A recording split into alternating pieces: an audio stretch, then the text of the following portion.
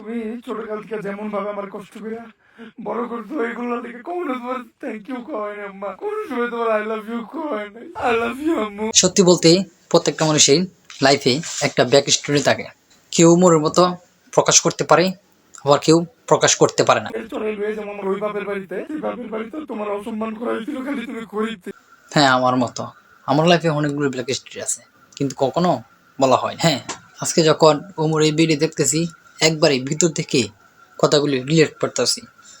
তোমার ওই খাবার বাসায় যে খালা তার ঘর থেকে তোমার বাড়ি করে দিয়েছিল। আমাদের যাদেরকে আমরা বেশি ভালোবাসি, হয়তো মা বাবা বা নিজের আত্মীয়, কেউ কিছু বললে তা কখনো মেনে নিতে পারি না। আমরা মনে এটা গেঁথে যাই, এটা কিন্তু সহ্য করার মতো না। আম্মু আমার লেগে কি করছে ওটা আমি বলে বুঝাইতে পারবো না। সবচেয়ে মধ্যবিত্ত অবস্থা থাকি তারা এই ফেসটা করতে পারে।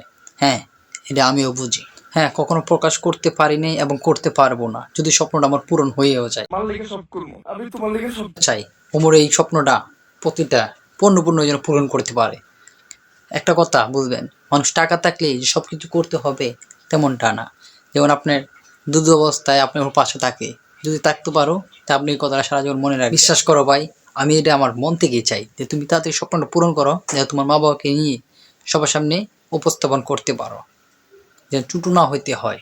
কিনুন ওই গাড়িতে আমার মায়ের আর নারীরে বহামু, ওই প্রত্যেকটা মানুষের কাছে নিয়ে যাবো, প্রত্যেকটা মানুষের কাছে নিয়ে যাবো। আমি নিজের হাত দিয়ে দরজা খুলে আমার মারে নানিরে নামামু, যাদের কাছ থেকে আমার মা নানি অপমান। হ্যাঁ, ভিডিওটা আজকে এই পর্যন্তই। যদি ভিডিওটা ভালো লাগে তা সাবস্ক্রাইব করতে বলবেন না। আল্লাহ হাফেজ।